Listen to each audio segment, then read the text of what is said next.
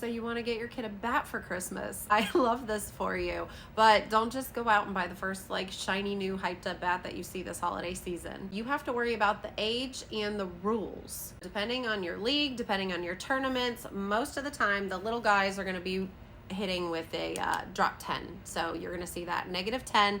That has to do with the weight. Once they get a little older in middle school, they're going to be at like a drop 8, drop 5. Once you get to high school, you are forever locked in with a BB core or a drop 3. With the kids' age and the rules, they're going to grow out of these bats faster than they do their tennis shoes. Now you have to check and see if the bat is even legal. It's going to have a stamp on there. It's either going to be like USA or USSSA 1.15, or it'll say BB core. And if it doesn't match what the league or the tournament requires, well, congratulations, you now have a really expensive stick. Some tournaments ban specific bats. We almost got in some hot water with this guy one year, which caused a lot of drama, but that's a story for another day. So make sure your kid's bat is even going to be legal this season. The length and the weight matter way much more than the height. Don't just size up in a bat because they're gonna grow into it. If your kid looks like they're fighting for their life to get the barrel through the zone, that bat is too big. You can find charts online that help you find your kid's bat size, but what's even more important is their strength and their skill and their mechanics.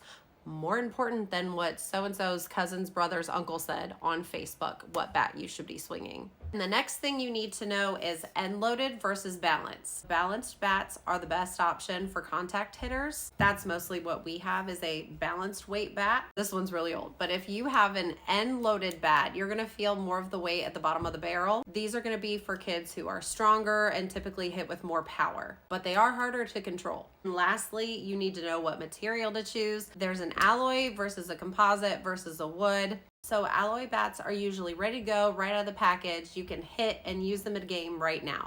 These are the more pingy sounding bats. Then you have the composite bats, which typically are a little more expensive because they have a bigger sweet spot. But it does take a little bit of time to break them in before they're like usable in a game. And then you have the wood bats. These are really difficult to swing, but they are great for training and building a consistent swing. And then we also have this bomb bat, which I don't know exactly how to describe it. It's like wood, but it's like a mix. Bomb bats are considered BB core, so like they're legal for high school games. But in some wood bat tournaments, you might not be able to use this. My last bit of advice is let them try it before you buy it. If you can, let them actually swing one. There's a lot of stores like Dick's House of Sports and others who will let you try them there in the cages. If the bat slows them down or makes their mechanics look weird, it's a no. A bat that they can control will always outperform a cool, expensive bat that they can't.